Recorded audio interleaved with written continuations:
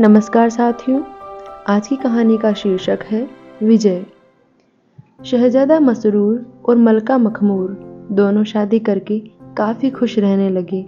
मसरूर गाय चराता और खेत जोतता, तो वहीं मखमूर खाना पकाती और चरखा चलाती। इस तरह दोनों मिलजुल कर अपना जीवन चलाते थे। दोनों अपनी इस शादीशुदा जिंदगी से काफ़ी खुश थे। उनके जीवन में कोई फिक्र या परेशानी नहीं थी।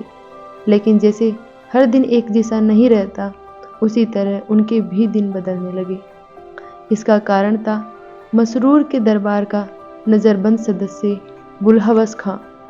बुलहवस खां एक फसादी आदमी था, जिस वजह से उसे दरबार से नज़रबंद किया गया। वह अब धीरे धीरे मलका मखमूर का खास बन गया। मलका अपने सभी सलाह उसी से लेने लगी। उसके पास एक हवाई जहाज़ था, जिस पर बैठकर वो महज कुछ ही मिनटों में हजारों मील दूर दुनिया का सफ़र करता और खबर लाता था। कभी कभी मलका भी उस जहाज़ पर बैठकर दूसरे देशों की सैर करती थी। बुलहवस कहता था कि बादशाह को अपना साम्राज्य अन्य देशों में भी फैलाना चाहिए। उन्हें दूसरे देशों पर कब्जा करके धन कमाना चाहिए। इसी तरह कई बातें करके वह मलका के कान भरता और मलका भी उसकी बातों को ध्यान से सुनती। धीरे धीरे मलका के मन में भी बुलहवस की बातें घर कर गई और उसे अभी अपना सुखी जीवन परेशान करने लगा। मगर मसरूर एक शांति प्रिय व्यक्ति था। धीरे धीरे दोनों पति पत्नी के बीच कलह बढ़ने लगी और उनके रिश्ते में सिर्फ संदेह रह गया। इतना ही नहीं, उसके कुछ दरबारी भी उसका विरोध करने लगे। इन सबसे परेशान होकर एक दिन सारी सल्तनत मलका के हवाले कर दी गई और खुद एक पहाड़ी इलाके में जाकर छिप गया। इस बात को वर्षों गुजर गए। जब मलका अपनी सल्तनत की रानी थी, दूसरे देशों पर कब्जा करने के लिए उसने एक बड़ी सेना तैयार कर ली थी, जिसे लेकर उसने कई पड़ोसी मुल्कों पर आक्रमण किया और उन्हें लूटा भी। वहीं इन सबके बीच उसकी सल्तनत में अब पहले जैसी शांति नहीं थी। उसके लोग आपस में ही एक दूसरे के विरुद्ध हो रहे थे। इन्हीं में से एक था कर्ण सिंह बुंदेला। उसकी अपनी एक अलग ही फौज थी और मलका के कारनामों के खिलाफ था। उसकी फौज कई हथियारबंद सेना नहीं, बल्कि गाने बजाने वाले लोगों से भरी हुई थी। एक दिन कर्ण सिंह बुंदेला की फौज ने मलका के महल पर चढ़ाई कर दी। मलका को लगा कि वो इसे आसानी से हरा देगी और यही सोचकर मलका ने कर्ण सिंह के काफिले पर हमला करने के लिए अपनी सेना भेजी। उसकी सेना जब वहां पहुंचकर कर्ण सिंह और उसके काफिले के गीत सुनने लगी, तो उनके दिमाग पर एक नशा छाने लगा और जिसने भी उनका गीत सुना वो नशे में खोकर बेहोश हो गया। मलका ने दूर से सारा माजरा देखा और फिर खुद वहां पर जाने का फैसला किया। लेकिन मलका का हाल भी उसकी सेना जैसा ही हुआ। उन गीतों की आवाज सुनते ही वह भी मदहोश होकर बेहोश हो गई। इसके बाद कर्ण सिंह शाही महल पहुंचता है और अपने गीत गाना बंद कर देता है। जैसे ही उसका गीत बंद होता है, मलका होश में आती है और उसने कर्ण सिंह को फिर से वही राग सुनाने की इच्छा जाहिर की। मलका के साथ ही होश में आए सिपाहियों ने भी अपना मत देते हुए वही राग सुना। उन्हीं के सल्तनत के सूबेदार लोचन दास भी रहता था और जब उसने कर्ण सिंह के विजय की खबर मिली, तो उसने भी विद्रोह करने की ठानी। वह भी अपनी फौज लेकर राजधानी में आ गया। मलका ने भी अपने सैनिकों को युद्ध करने के लिए तैयार रखा हुआ था, लेकिन इस बार भी यही हुआ। बंदूक और तलवार जैसे हथियारों से बंधे उसके सैनिक सूबेदार लोचन दास की सर्कस करने वाली फौज के सामने एक पल भी नहीं टिके। जैसे ही उसके सैनिक युद्ध मैदान में गए, वहां पर सुंदर नर्तकियों, एक्टर्स, सर्कस, बाइस्कोप देखकर वो सभी अपना होश खो बैठे। सूबेदार लोचन दास की सर्कस फौज बर्फिस्तानी चोटियों, बर्फ के पहाड़ से लेकर पेरिस का बाजार, लंदन का एक्सचेंज, अफ्रीका के जंगल, सहारा के रेगिस्तान और जापान की गुलकारियां जैसे सैकड़ों विचित्र आकर्षक दृश्य सर्कस में दिखा रहे थे। मलका की पूरी फौज युद्ध भूलकर बेतहाशा होकर इन दृश्यों को देखते हुए बेहोश हो गई। यहाँ तक कि मलका भी बेहोश हो गई। वहीं लोचनदास अपनी विजय की हुंकार लगाते हुए जब शाही महल में आया तो मलका और उसके सिपाही होश में आए। एक बार फिर से उन्होंने लोचनदास से वही तमाशा देखने की इच्छा जाहिर की। इसी तरह दूसरी हार देखकर मलका मखमूर को बहुत दुख हुआ। वह पूरा दिन सोचती रही कि अगर इसी तरह चलता रहा तो एक दिन उसका सारा राज्य उसके हाथ से निकल जाएगा। इन हालातों के लिए वह शाह मसरूर को कोसती भी थी। उसका सोचना था कि अगर मसरूर इस तरह सल्तनत से न जाते तो आज उनकी ऐसी दशा न होती। इसके बावजूद भी मलका ने ठाना कि वो अपनी सल्तनत को बचाने के लिए मसरूर की मदद नहीं लेगी। मलका जब भी उन आकर्षक गीतों को सुनती, मनमोहक सर्कस के दृश्य देखती तो उसे अपने सल्तनत की खबर नहीं रहती और वह सब कुछ भूलकर बस आनंद महसूस करती थी। एक दिन बुलहवस खां ने लिखा कि उसे उसके दुश्मनों ने घेर लिया है और चारों तरफ से हमला कर रहे हैं। बुलहवस खां के संदेश का मलका पर कोई असर न हुआ। मलका और उसकी फौज गाने सुनने और दृश्य देखने में ही व्यस्त थे। इतने में 2 सूबेदारों ने फिर से बगावत कर दी और इस बार मिर्जा शमीम और रसराज सिंह ने मिलकर राजधानी पर हमला किया। मलका की फौज में अब न पहले जैसी वीरता थी और न ही सल्तनत को बचाने की आग। गाने बजाने, शेर तमाशे ने उन्हें आराम से रहने वाला बना दिया था। वही मिर्जा शमीम की फौज के सिपाही भी लड़ाकू नहीं थे। उसके किसी सिपाही के हाथ में फूलों के गुलदस्ते थे तो किसी के हाथ में इत्र की खुशबूदार शीशियां थी। पूरे मैदान में बस मनमोहक खुशबू ही खुशबू फैली हुई थी। वही दूसरी तरफ रसराज की सेना में किसी सिपाही के पास बर्फी और मलाई की टोकरी थी तो किसी के पास कौरमे और कबाब, कोई खुबानी और अंगूर लिए खड़ा तो कोई इटली की चटनी और फ्रांस की शराब। मलका की फौज जैसे ही मैदान में आती है और वह मिर्जा शमीम की सुगंधित खुशबू सूंघते ही मदहोश हो जाती है।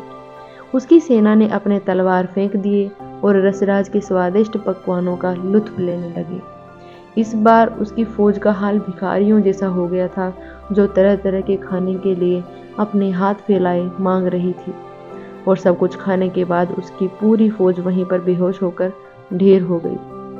यही हाल मलका का भी था और वह भी जी भर कर खा पी लेने के बाद बेहोश हो गई। अब मलका अपनी पूरी सल्तनत हार चुकी थी। वह अब इन लोगों की गुलामी करने लगी। कई कर्ण सिंह के दरबार में हाजिरी लगती तो कभी मिर्जा शमीम की खुशामद करती। हाँ, कभी कभी थक जाने या बीमार होने पर अकेले बैठकर घंटों रो लेती थी। वह मन ही मन चाहती थी कि मसरूर को मनाकर वापस ले आए, लेकिन अगले ही पल उसका मन बदल भी जाता था। बुलहवस खां ने जब सल्तनत की यह कमजोरी देखी तो उसने भी मलका से बगावत करने की ठानी। उसकी फौज ने अगले ही पल मलका की फौज को हरा दिया और उसे बंदी बना लिया। गिरफ्तार करने के बाद मलका को एक कैद खाने में बंद करवा दिया गया। अब वह किसी का सेवक नहीं था बल्कि खुद मलका का स्वामी बन गया था। जिस कैद खाने में मलका को कैदी बनाया गया था वह काफी विचित्र था। वह कैद खाना इतना लंबा चौड़ा था कि वहां से कोई बाहर नहीं भाग सकता था। वहां पर कोई पहरेदार नहीं थे, ना ही कैदी के हाथों पैरों में कोई बेड़ियां थी और फिर भी मलका अपने पूरे शरीर को तारों से बंधा हुआ महसूस करती थी। वह उस कैद खाने में अपनी इच्छा से हिल भी नहीं सकती थी। कैद खाने में दिन के समय वह जमीन पर मिट्टी के घरौंदे बनाती हुई और उन्हें महल की तरह समझती थी। पत्थरों के टुकड़ों को गहनों की तरह पहनती और कहती कि उसके सामने हर तरह के हीरे जवाहरात फीके हैं। ऐसे ही कई दिन गुजर गए। मिर्जा शमीम और लोचनदास सभी उसे हर वक्त घेर कर रखते थे। उन लोगों के मन में डर भी था कि कहीं वह कैद में रहते हुए भी शाह मसरूर तक कोई संदेश न भेज दे। वहीं मलका भी उस कैद से निकल भागने की सोचने लगी। एक दिन मलका बैठी बैठी सोचने लगी कि जो पहले उसके इशारों पर नाचते थे अब वही उसके मालिक बन गए हैं। वो जैसा चाहते हैं उसे वैसे ही अपने इशारों पर नचाते हैं। उसे अब अफसोस होने लगा कि उसे शाह मसरूर की बात मान लेनी चाहिए। वह दिन रात बस इस कीदखाने से भागने और शाह मसरूर से मिलने का सोचती रही। इसके बाद उनकी हर बात मानने की भी कसम खाती, खुद को कोसती कि उसने इस नमक हराम बुलहवस खां की बातें क्यों सुनी। और यही सब सोचते सोचते मलका रो ही रही थी कि अचानक उसने अपने सामने एक हंसी लिए चेहरे वाला पुरुष देखा जिसने सादे कपड़े पहने हुए थे। मलका ने आश्चर्यचकित होकर उससे पूछा, आप कौन? मैंने आपको पहले यहाँ नहीं देखा है। पुरुष, मैं इसी कैदखाने की देखरेख करता हूँ, लेकिन मैं यहाँ बहुत कम आता हूँ। जब किसी कैदी की तबीयत खराब होती है तो मैं यहाँ उसे निकलने में मदद करता हूँ। मलका ने फिर पूछा, आपका नाम क्या है? पुरुष ने जवाब दिया, संतोख सिंह। मलका, क्या आप मुझे इस कैद से बाहर निकाल सकते हैं? संतोख, हाँ निकाल सकता हूँ, लेकिन इसके लिए आपको मेरी बताई बातों को मानना होगा। मलका, मैं आपके सारे हुक्म मानूंगी। खुदा के लिए मुझे बस यहाँ से बाहर निकाल दें, मैं पूरी उम्र आपकी शुक्रगुजार रहूंगी। संतोख, आप कहाँ जाना चाहते हैं? मलका, मुझे शाह मसरूर से मिलना है। क्या आपको पता है कि वो कहाँ रहते हैं? संतोख, हाँ मुझे पता है, मैं उन्हीं का नौकर हूँ, उन्होंने ही मुझे इस काम पर रखा है। मलका, तो मेहरबानी करके मुझे यहाँ से निकालें और मुझे उनके पास ले चलें। संतोख, ठीक है, तो सबसे पहले तुम्हें ये रेशमी कपड़े, सोने के जवाहरात उतार कर फेंकने होंगे। बुलहवस ने इन्हीं जंजीरों से तुम्हें जकड़ा हुआ है। जो भी सबसे मोटा कपड़ा हो बस वही पहन लो। तुम्हारे पास जितनी भी इत्र की शीशियां हैं सब तोड़ दो। मलका ने ठीक वैसा ही किया जैसा संतोख ने करने के लिए कहा। इतने में वहां पर बुलहवस खां आया। रोते हुए कहने लगा, मेरी मालकिन मलका, मैं आपका गुलाम हूँ, क्या आप मुझसे नाराज हैं? मलका ने उसकी तरफ देखा और गुस्से में मिट्टी के बनाए घरौंदे को पैरों से गिरा दिया। इसके बाद बुलहवस के शरीर का एक एक अंग कटकर जमीन पर गिरने लगा। अगले ही पल वह जमीन पर गिरा और मर गया। यह देखकर संतोख ने कहा, मलका, क्या तुमने देखा तुम्हारा दुश्मन कितनी आसानी से खाक में मिल गया? मलका, काश ये बात मैं पहले करती तो आज ऐसे कैद में नहीं होती, लेकिन मेरे अभी और भी दुश्मन हैं। संतोख, चलो कर्ण सिंह के पास चलते हैं, और जैसे ही वह अपने गीत गाना शुरू करे तुम बस अपने कानों पर हाथ रख लेना। मलका कर्ण सिंह के दरबार में गई और उसे देखते ही दरबार में चारों तरफ के गाने और धुन बजने लगे। मलका ने तुरंत अपने दोनों कान बंद कर लिए। इतना करते ही कर्ण सिंह के दरबार में आग लग गई, उसके सारे दरबारी जलने लगे, और यह सब देखकर कर्ण सिंह दौड़ता हुआ मलकों के पैरों में आ गिरा और गिर पड़ के बोलता है, इस गुलाम पर रहम करे मालकिन, अपना कानों पर से हाथ हटा ले, वरना मेरी जान जा सकती है। मलका, ठीक है, लेकिन मेरी शर्त है कि फिर कभी तो बगावत नहीं करेगा। तभी कर्ण सिंह ने संतोख सिंह की तरफ गुस्से में देखा और उसे कोसते हुए दरबार से भाग गया। इसके बाद संतोख सिंह ने मलका को लोचन दास के पास ले जाने के लिए कहा। उसे समझाते हुए कहा कि जैसे ही वह अपने करिश्मे दिखाना शुरू करेगा तुम अपनी आंखें बंद कर लेना। फिर मलका लोचन दास के पास गई। मलका को दरबार में देखते ही लोचन ने अपने सर्कस के कारनामे दिखाने शुरू कर दिए। इतने में मलका ने अपनी आंखें बंद कर ली। ऐसा देखकर लोचन दास मलका को सर्कस देखने के लिए उकसाने लगा, लेकिन मलका ने अपनी आंखें न खोली और फिर वह कांपता हुआ मलका के सामने आया और हाथ जोड़कर बोलने लगा, मालकिन, कृपया अपनी आंखें खोलें और मुझ पर रहम करें। अगर मुझसे कोई गलती हुई है तो उसे माफ़ करने का एहसान करें। उसकी बातों को सुनकर मलका ने कहा, ठीक है, मैंने तेरी जान बख्श दी है, लेकिन अब फिर कभी यहाँ पर सिर उठाकर न चलना। लोचन दास ने मलका की बातें सुनते ही उसका शुक्रिया किया और वहाँ से अपनी जान लेकर भाग खड़ा हुआ। संतोख सिंह फिर दरबार में आता है और मलका से मिर्जा शमीम और रसराज के पास जाने के लिए कहता है। मलका को समझाते हुए कहता है कि उनके पास जाते ही अपने एक हाथ से नाक बंद कर लेना और दूसरे हाथ से पकवानों को नीचे जमीन पर गिरा देना। इसके बाद मलका रसराज और शमीम के दरबार में जाती है और ठीक वैसा ही करती है जैसा संतोख ने बताया था। अगले ही पल मिर्जा शमीम और रसराज दोनों के सिर से खून गिरने लगा। उनके शरीर का अंग टूटकर गिरने लगा। इसी हालत में वे मलका के पास आते हैं और गिड़गिड़ाते हुए कहते हैं, हुजूर, हम गुलामों पर रहम करें। अगर हमसे कोई गुस्ताखी हुई है तो उसे माफ़ करें, दोबारा ऐसी गलती नहीं होगी। मनका ने उनकी बातें सुनकर कहा, रसराज को मैं जान से मारना चाहती हूँ क्योंकि उसके कारण ही मुझे जलील होना पड़ा। तभी संतोख सिंह ने आकर मनका को ऐसा करने से रोक दिया। उसने मनका से कहा, इसे जान से मारना समझदारी नहीं है। इस तरह के सेवक का मिलना कठिन होता है। यह सभी सूबेदारों में अपना काम करने में सबसे बेहतर है। इसीलिए इसे जान से मत मारिए, बस अपने काबू में रखिए। मलका ने ठीक वैसा ही किया। उसने दोनों की जान बख्श दी और उन्हें चेतावनी देते हुए रिहा कर दिया। वे दोनों अपनी अपनी जान लिए वहां से भाग लिए। मलका की जीत और आज़ादी की खुशी की खबर सल्तनत में फैल गई। फौज और उनके लोगों ने उसका खुले दिल से स्वागत किया। वहीं दूसरी तरफ चारों बाकी सूबेदार शहर में घात लगाकर छुप गए। फिर संतोख सिंह जब वहां के लोगों और फौज को मस्जिद में शुक्रिया की नमाज अदा करने के लिए ले गए तो बागियों को वहां पर भी हार मिली। उनका एक भी इरादा सफल नहीं हुआ और वहां से चलते बने। मलका ने संतोख सिंह को शुक्रिया करते हुए कहा कि मेरे पास इतनी ताकत या कोई शब्द नहीं है कि जिससे मैं आपके एहसानों का शुक्रिया अदा कर सकूं।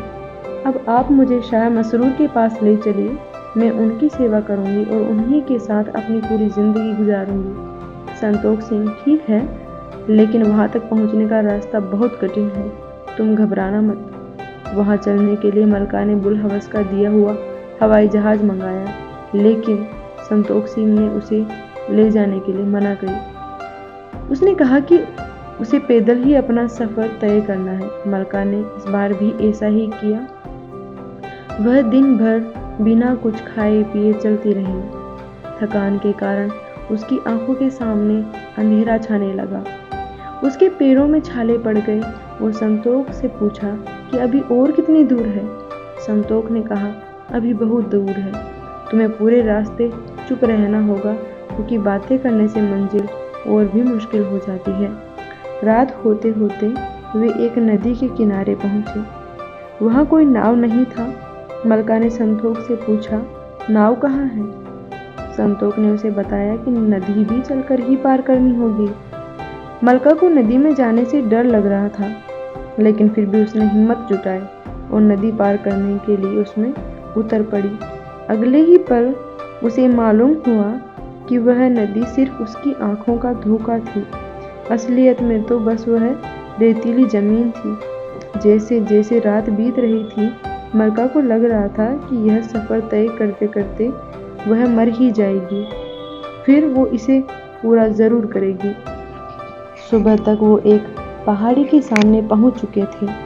उस पहाड़ की चोटियां आसमान से भी ऊंची थी।